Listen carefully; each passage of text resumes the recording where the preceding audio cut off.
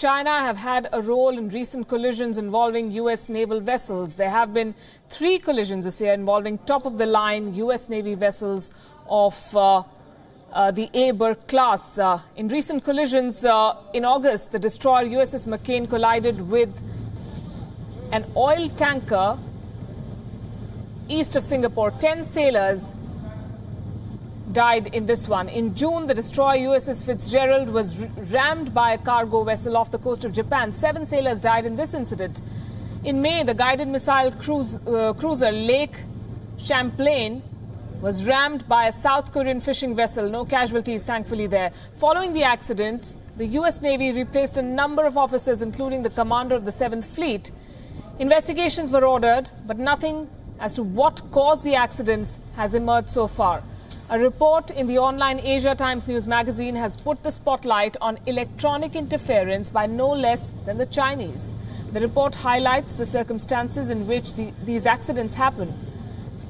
Was the radar communication hacked? That is the question. The Asia Times report says the Fitzgerald's radar and watch officers failed to notice the cargo vessel. This, the report suggests, could point to electronic interference. It also notes the possibility that the cargo ship's autopilot had been hacked and set on a collision course.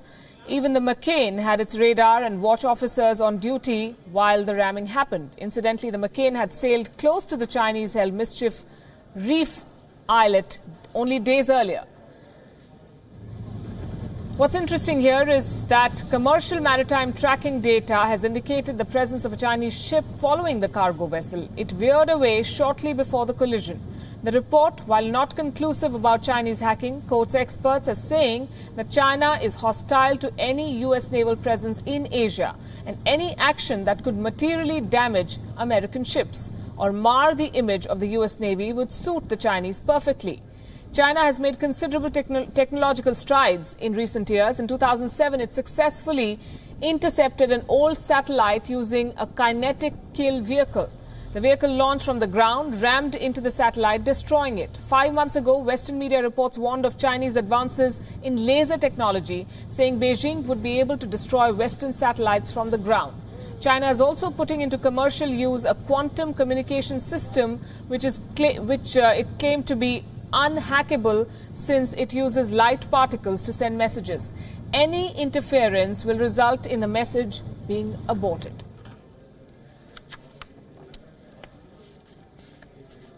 And joining us for more on this, Glenn Carl, former CI officer, and Einar Thangen, political and economic commentator. Glenn's from Massachusetts, and Einar is with us from Beijing. Good evening to both of you. Glenn, given that the U.S. investigation has not so far established what caused these collisions, this is at best a theory, but how credible is it to you? Well, one always has to look at every conceivable possibility. The last question I would always ask, or last 2 questions in whatever meetings I was chairing was, tell me where I'm stupid or what I have overlooked, and what have we possibly not thought of. So that's a sound approach, is to look at everything. It's also sound, I think, to take as the likely interpretation that the simplest, the shortest direction between 2 points is a straight line. The simplest explanation is most likely the right one. So I think while looking for electronic countermeasures that could disrupt a ship and cause an attack, the likelihood is low. The Chinese are increasing their naval capabilities. They have already made it problematic for the U.S. to maintain or assert at a cost short of a high cost its naval dominance within probably 1,000 kilometers or 1,500 kilometers of the Chinese shore. But for China to use measures like this now would reveal them, probably compromise them, and is a casus belli. So I don't think that it's likely, although the Chinese are aggressive in air patrols and naval patrols and so on, progressively so. I see it as highly unlikely in these instances. I'd probably be more inclined to attribute the errors to fatigue, a high pace of operations, but we'll see. Well, wouldn't it be too much of a coincidence for so many of such events happening? What, 2 in less than 2 months, 3 in this year? Einar, I've spoken to some others who say that it makes perfect sense for the Chinese to be doing this, wouldn't you say? Well, spoken to some others. It sounds like Donald Trump speaking. Somebody said to me, quite frankly, if you care to tell me who it is, I think they should be on the show and explaining exactly why this quote makes perfect sense. Yes, there's always the possibility. I agree with my colleague that China has these capabilities. But first, I don't think the U.S. thinks so, because relieving a fleet commander is not something that is taken lightly. All right. Second, there's this issue. You do not, during peacetime, reveal your abilities. If they had this ability, this would be a very, very big issue in their favor if there were to be any kind of real conflict. So revealing that for doing this kind of work, highly, highly unlikely. And I think my colleague can back me up on that. But second, let's consider the circumstances. There's 100,000 ships going through the Straits of Malacca.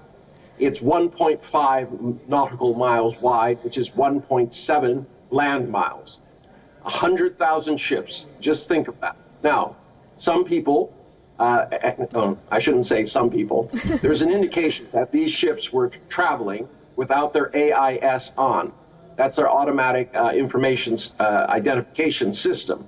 This might have been done to conceal, exactly where they're going. An AIS signal tells you the name of the boat, its size, speed, and direction, and can be detected by any other boat within radio distance. And I mean radio. So it's a very, very large coverage area. If they, in fact, were not turning on their system in an effort to avoid detection, it's quite possible that they could be missed by civilian civilian ships going through those areas, especially if they're on autopilot, because autopilot would not know that they're there. So let's, instead of speculating on what could be, it could be Martian, for all we know. Let's stick to the facts and wait for the actual investigation. Okay, good point. Glenn, China, we know, has made giant strides in defense technology. And even if you discount these incidents, how does the U.S. assess the challenge that this could potentially pose? Oh, well, the electronic warfare developments of the Chinese are known, or at least we know a lot of what they're working on, as well as their increase in capital ships, their capabilities, their missile technology evolution, the resources they are devoting to the Navy as well as the military. All of this is known and is a cause of concern. That's shifting the balance of power, and it's making what was the Pacific was an American lake right up to the Chinese shore is not so much an American lake now, within probably 1,500 kilometers of the Chinese coast because of anti-ship missiles that are very effective. All of this is known, but I agree with my counterpart here, or we're both Mutual Admiration Society, that it doesn't make sense for the Chinese to have done something like this now. You always want your capabilities to be sort of an just off-stage, out-of-sight menace and capability without revealing what they are until you need to use them. I've been to the Straits of Malacca, and I think it's one of the amazing sights I have had in my life. I didn't realize the number was literally 100,000 ships, but it was incredible how many ships there were at all times, so densely packed and moving at variable speeds. It's an astounding thing to see.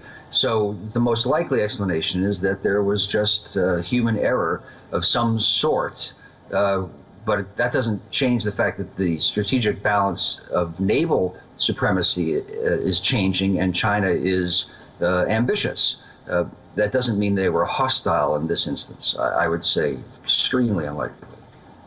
All right, it seems you both do agree. Einar, my final question, and this is a hypothetical. China's regional, even global ambitions are no secret. And if the evidence bears out the report that we just played out, how do you see the U.S. responding? Do you mean that the Chinese interfered? Yes. If they found out that the Chinese did interfere, there would be consequences. Most of it would be in terms of coming up with countermeasures to make sure that this could not happen again. Yet another field day for the telecommunications security industry. Not that Snowden hasn't already provided years of work for them. Yeah, it would be a very, very serious thing, and I agree with my colleague. It's not something that's likely. But the ongoing tensions between these two powers is going to continue. I mean, for Beijing, the idea that, as my colleague said, that the Pacific was an American lake right up to the shores of China, this is something that I think most nations would kind of bristle at. Whether it was Vietnam or any other ASEAN. They think that they are more entitled to the area around them than a power that is very, very far away. In terms of military balance, I do agree. And there's got to be more military-to-military talks to make sure that something doesn't accidentally occur. Remember, we are not talking about either side desiring a war. A war would be catastrophic, not only for China and the U.S., physical or trade, but it would also bring down the entire world. I'm going to thank you both, Einar Tangen, Glenn Carl. Appreciate you both joining us here on Gravitas this evening.